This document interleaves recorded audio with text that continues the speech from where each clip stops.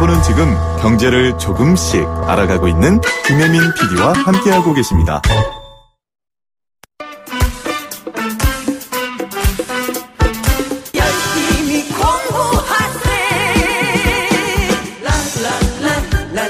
이제는 배움이 일자리입니다. 배움이 일자리다 시즌2. 몇 년 전만 해도 상상할 수 없었던 일이죠. 매일 아침에 미세먼지 농도를 확인하는 거. 그런데 그게 저희 삶이 됐습니다. 한 독일 연구진에 발표한 논문에 따르면요. 2015년 기준 전 세계에서 880만 명이 미세먼지 같은 대기오염으로 조기 사망한 것으로 추산된다고 합니다.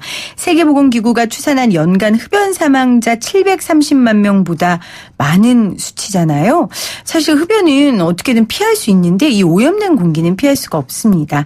그래서 이 미세먼지에 대한 고민 그리고 정책들도 쏟아지고 있는 상황입니다. 오늘 이 관련된 이야기 하려고 하는데요. 환경과 사람을 상생하게 하는 것. 이 환경 기술에 관한 이야기 나눠보도록 하겠습니다. 한국폴리텍대학 창원 캠퍼스 에너지환경과 민병철 교수 나오셨어요. 안녕하세요, 교수님. 네, 안녕하십니까. 반갑습니다. 예. 그 교수님은 뭘 전공하신 거예요? 제가 졸업할 당시에는 환경공학이라는 분야에 독단적으로 이렇게 만들어진 학과보다도 네. 화학공학이나 화학 쪽에서 많이 했습니다. 그러니까 제가 이걸 왜 여쭤봤냐면 교수님이 공부하실 때에는 미세먼지라는 게 있었습니까? 물론 있었죠. 얘기는 있었지만 그 심각성에 대한 거는 좀 약했었습니다. 그러니까 제가 앞서 얘기한 것처럼 아침마다 미세먼지 확인하고 아이들 어린이집 보낼까 말까 고민하고 이런 일은 없었잖아요. 막 소풍이 그렇죠. 취소되고. 저는 그게 제일 마음 아프더라고요. 우리 아이가 막 내일 소풍 간다 기대했는데 유치원에서 문자 왔어요. 미세먼지 심해서 취소된다고. 그러니까 정말 이런 일들이 지금 우리 사회에 일어나고 있는데 그렇다면은 이 에너지 환경과에서 이런 문제들에 대해 고민하고 또 환경 기술을 만드는 일을 하는 거죠? 그렇죠. 네. 그런 일을 할 수 있는 학생들을 가르치고 있습니다. 네. 간단히 이 학과 좀 소개해 주시겠어요? 네. 지금 말씀하신 대로 저는 이제 에너지 환경과에서 근무하고 있습니다. 네. 네. 폴리텍 대학에 많은 캠퍼스가 있는데 한 36개 캠퍼스 중에서 그 창원에 개설되어 있는 학과입니다. 네. 약 한 15년에서 20년 정도의 학과 개편이 있었지만 정도의 정통을 갖고 있습니다. 저희는 이제 우리의 삶과 직결된 물이라든가 공기에 대한 환경 기술을 배우는 곳입니다. 네. 물론 이걸 배워서 취업을 하죠. 예, 물과 공기 중에는 뭐 어떤 물질이 얼마만큼 들어있는지 이걸 알아내는 분석 기술도 있고요. 그다음에 버려지는 물을 어떻게 처리해야 되는지 또는 오염된 공기를 어떻게 관리해야 되는지 또 더 나아가서는 환경 오염원이라는 오염이 되는 원을 찾아서 제거하는 장치를 조작하는 일까지도 저희 환경기술로서 배우고 있습니다. 그렇군요. 사실 물도 예전에는 물을 돈 주고 사 먹는다. 이런 거 상상할 수 없었잖아요. 네. 정말 이 물과 공기에 대한 개념이 바뀌고 있는 요즘에 조금은 슬픈 얘기지만 굉장히 뜨는 학과인 것 같네요. 네. 뜨지만 어떻게 보면은 제조업 분야에서는 예전엔 또 환경 분야가 있었지만 좀 이렇게 법적으로나 이렇게 제조 과정 중에서 무시된 것이 많았었습니다. 그러나 이제 소득 수준이 높아지면서 산업화가 발달되면서 관련 법이 강화되고 그러다 보니까 환경에 대한 인식이 달라져서 그런 기술자들이 많이 필요하게 돼서 많이 공부를 하고 있습니다. 아, 중요성이 높아진 거죠. 시대가 변함에 따라서. 그래서 필요한 인력들도 많아지는 거고 그 인력 양성을 우리 폴리텍 대학에서 지금 하고 있는 겁니다. 자, 환경기술 전문가가 나오셨으니까 아마 청취자분들이 지금 저한테 이거 물어봐 주세요. 막 이런 분들 많으실 것 같아요. 미세먼지 이거 정말 막을 수 있는 겁니까? 아니면 그냥 받아들여야 됩니까? 아, 글쎄 참 어려운 질문입니다. 미세먼지 하면은 우리 어렸을 때 운동장에서 막 뛰어놀다가 먼지 일어나고 그 먼지를 마셨는데도 불구하고 건강합니다. 근데 요즘 말하는 미세먼지는 좀 다르죠. 왜냐하면 아까 말씀드린 것처럼 산업화가 되면서 그 화석연료를 많이 사용하게 됐고 화석연료에서 나오는 그런 물질들이 일군 발암물질까지 돼가지고 우리가 호흡을 통해서 들어오니까 굉장히 위험하죠. 그래서 이제 그런 그 미세먼지에 대한 거를 이제는 인식이 달라져서 많이들 관심을 갖고 이제 공부도 하지만 이제 많이 제거하려고 노력하고 있습니다. 그래서 이제 개인적으로도 굉장히 노력을 많이 하는 게 뭐 마스크 끼는 거, 네. 그리고 아이들 보면은 목에 이렇게 거는 공기청정기가 있더라고요. 근데 네네. 이게 과연 효과가 있을까 네. 그런 생각이 들거든요. 그리고 이게 뭐 우리가 중국으로부터 미세먼지가 날라온다 네. 이러는데 나라 전체에다 지붕을 설치할 수도 없는 노릇이고요. 가능합니까? 미세먼지로부터 안전한 사회? 뭐 가능하다 안 하다를 떠나서 네. 노력하기 나름입니다. 물론 미세먼지의 발생 원이 우리나라에도 있겠지만 인근 국가인 중국에서부터 날라오는 것도 많이 있습니다. 네. 지금 국가에서 그걸 많이 조사하고 그다음에 그걸 통해 가지고 서로 외교적 노력을 통해 가지고 좀 제거하려고 노력하고 있지만 일단 우리 자체의 대체 에너지를 개발한다든지 화석 연료 대신에 사용할 수 있는 에너지원을 많이 보급하는 일도 좀 필요하고요. 네. 그다음에 아까 말씀드린 것처럼 우리가 어쩔 수 없이 그 중국의 오른쪽에 있다 보니까 지구는 반대로 돌고 있고 그래서 중국으로부터 날아오는 거를 막을 수는 없겠죠. 네. 근데 적게 날아오게 하는 노력은 기울여야 된다고 필요합니다. 대체 에너지를 개발하는 거는 궁극적으로 우리가 네. 해야 하는 거고 또 중국과 외교적인 문제로 풀어야 될 것도 있을 네. 것 같고요. 아까 제가 말씀드린 것처럼 개인적으로 마스크나 뭐 공기청정기나 이런 걸 사용해서 본인의 몸을 건강하게 방어하는 것도 중요할 것 같습니다. 네.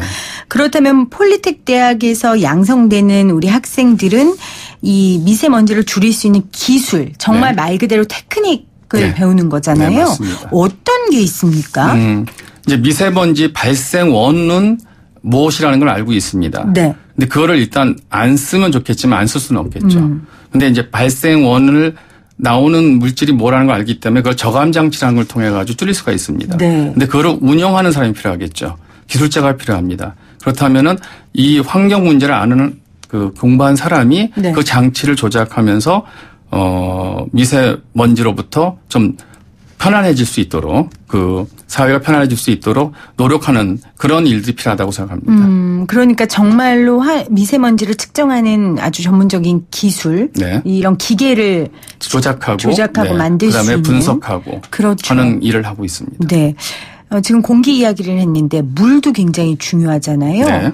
뭐 인천의 붉은 수돗물 사태도 있었고요. 네. 저도 정수기를 대여해서 집에서 네. 사용하고 있는데 이런 물에 대한 물을 깨끗하게 하는 기술도 지금 폴리텍 대학에서 가르치고 계십니까? 예, 그 아주 이론적인 것부터 해서 이제 실질적인까지도 프로젝트를 통해 가지고 저희가 만들어서 네. 그 물이 정말 깨끗해졌는지까지도 분석을 하고 있습니다. 근데 그 분석하는 기술이 굉장히 고난이도의 테크닉이고 고가의 장비를 조작해야 됩니다. 그렇겠죠. 네, 그런 걸 통해 가지고 학생들이 실물을 직접 느낄 수 있도록 하니까 현장에 나가서도 바로 그 일들을 할 수 있습니다. 지금 말씀하셨던 정수기 회사에 가서도 물 분석하고 있고요. 아. 예, 그리고 이제 일반적으로 먹는 물 말고도 버려지는 물들이 굉장히 중요하지 않겠습니까? 네. 그 버려지는 물을 우리 흔히 얘기해서 폐수라고 하는데 일반적으로 폐수 같은 거는 우리 종말 처리장이라 가지고 모아가지고 그거를 처리한 다음에 버리고 있습니다. 그걸 방류수라고 하는데 우리나라에 한 1,600개 이상의 되는 곳에서 그걸 처리하고 있는데도 불구하고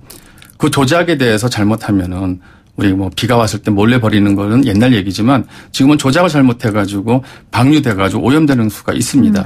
이 수돗물, 붉은 수돗물도 뭐 그런 건 아니었지만 뭐 그때 제가 인터뷰로 기억하기로는 흐름을 수로를 잘못 바꿔가지고 이런 사태가 있었잖아요. 네, 그렇죠. 예. 이건 조금 저차원적인 얘기지만 그럼에도 이런 일이 있었는데 정말 기계를 잘못 조작하는 일이 생긴다면 큰일 나겠네요. 그렇죠. 그러니까 이제 지금 말씀하신 것처럼 만약에 폐수가 그랬다고 치면은 우리 먹는 물이 아니고 그러게요. 조작을 했는데 분명히 방류할 때 우리 원격 시스템이라는 게 있습니다. TMS라고 하는데 뭐 저희 학생들 그걸 배우고 있고요. 그거를 통해 가지고 조작하는 것뿐만 아니라 관리 유지 부수를 하고 있는데 네. 잘못 조작하거나 혹시나 허위로 잘못해서 뭐 환경청이 보고하는 일이 생기면 그게 이제 사회적 문제가 되는 거죠. 올 초에도 그런 일이 좀 있었다고 좀 알려져 있고요. 저희 학생들은 그래서 그런 장치를 제대로 잘 다룰 수 있도록 네. 저희가 그런 교육을 시켜서 졸업을 시키려고 좀 노력하고 있습니다.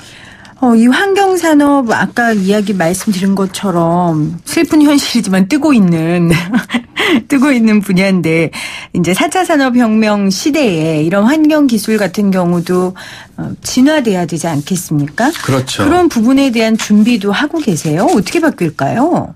4차 산업 하면은 우리가 흔히 얘기해서 전자적인 것만 생각하시는데요. 예를 들어서 우리 그 미세먼지에 대한 거를 4차 산업하고 연관을 시키면 도대체 미세먼지가 버스가 다니고 있는데 얼마만큼 나오고 있는지를 먼저 알게 되고요. 네. 그거를 한번 종합적으로 빅데이터 처리해버리면 어느 시간대에 어떤 곳에서 미세먼지가 많이 나올 것이다 네. 하는 이런 기술을 배우게 되면은 그 미세먼지 나오는 그 지역에 정화 장치를 단다든지 또는 뭐 나무를 더 심는다든지 아니면 사람들이 그것을 피해 간다든지 하는 일들을 제시할 수 있는 정보를 제공할 수 있습니다. 그런 연관된 융합 기술도 제공할 수 있다는 거죠. 융합 기술이요. 네. VR 가상현실로도 할 수 있습니까? 예, 지금 이제 그 말씀은 저희가 이제 수처리장 같은 폐수처리장 같은 경우 이거를 실제적으로 학교에다 가져올 수 없기 때문에 가상현실로 그 수처리장을 만듭니다. 그러고 난 다음에 VR을 착용한 다음에 실제로 본인들이 이렇게 VR 가상현실 속에서 움직이면서 장치를 돌려보는 거죠. 폐수 같은 건 직접 실험하면 안 되니까. 아니, 물론 할 수도 있지만 작은 범위로. 네. 그렇지만 큰 공장을 학교에 가져올 수는 없으니까. 그렇죠. 그래서 가상현실로 VR로. 그런 교육까지도 지금 4차 혁명과 맞춰서 시킬 계획으로 있고요. 개편 중에 있습니다. 그렇군요. 이 환경기술 관련된 국가기술 자격증들이 굉장히 많더라고요. 네. 이걸 꼭 따야지 이 일을 할 수 있습니까? 네, 맞습니다. 우리가 이제 변호사가 되려면 변호사법에 따라서 그걸 하듯이 환경 관련된 일을 하는 데 있어서 수질이나 대기질, 뭐 폐기물, 산업위생 이런 관련 자격증을 취득한 사람만이 그거를 조작 운영할 수 있도록 하는 법이 있습니다. 그래서 저희 학생들은 2년제 과정이기 때문에 국가기술 자격 산업기사를 수질이나 대기질을 취득해서 그런 관련 산업에 취업을 하고 있고요. 네. 저희가 이제 경남 창원에 존재하기 때문에 경남 인근에 있는 기업체에서는 저희 학생들이 자격증을 취득해 나가는 걸 알기 때문에 문의가 많이 들어오고 그래서 어떻게 보면 어떤 데는 골라갈 수도 있는 입장이기도 합니다. 앞으로 제도가 더 촘촘해질 거예요. 환경 관련해서는. 그렇다면 기업에서는 이런 환경기술 전문 인력이 굉장히 필요할 테고요. 그런 인력들을 지금 한국폴리텍대학 창원 캠퍼스 에너지 환경과에서 양성하고 있습니다. 교수님 마지막으로 이런 일을 좀 해보고 싶다, 관심 있다 하시는 분들은 창원 캠퍼스로 연락하면 됩니까? 네. 아주 좋은 발언을 할 수 있는 기회에 감사합니다. 네. 아까 모두에 말씀드린 것처럼 저희 에너지 환경 관련된 학과는 폴리텍에서는 저희 창원에밖에 없습니다. 그럼 창원으로? 예. 그래서 지금 사실 창원에 저희 학생들이 뭐 한 반 정도 들어온다면은 전국에서 나머지 반 정도가 들어옵니다. 그렇게 차지해서 아닙니까? 취업하는 곳도 창원에만 취업하는 게 아니고요. 인근 울산이나 여수, 심지어 대전, 그다음에 경기도까지. 제가 오늘 올라오면서도 지금 경기도 평택에서 어느 업체에서 학생 하나 보내달라고 연락도 받았습니다. 네. 아주 다양한 곳에 취업할 수 있으니까 많이 지원해 주시기 바랍니다. 네. 지구를 푸르게 만드는 일, 그리고 우리 아이들이 조금 맑은 공기, 조금 맑은 물을 사용할 수 있는 그런 일을 앞장설 수 있는 인력들입니다. 그런 인력을 키우는 곳입니다. 여러분들 많이 관심 갖고 원하시는 분들은 또 한국폴리텍대학 창원 캠퍼스로 연락해 주시면 감사하겠습니다. 함께해 주신 민병철 교수님 고맙습니다. 네, 감사합니다.